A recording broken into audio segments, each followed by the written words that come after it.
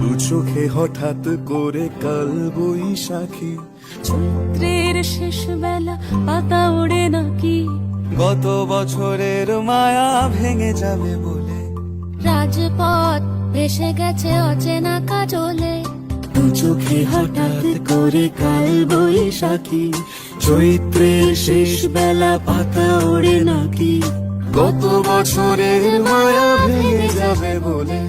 রাজপথ ভেসে গেছে অচেনা কাজলে, তুমিও অঝরে তাকে শুধু ভালোবেসো। এসো হে বৈশাখ এসো এসো, এসো হে বৈশাখ এসো এসো।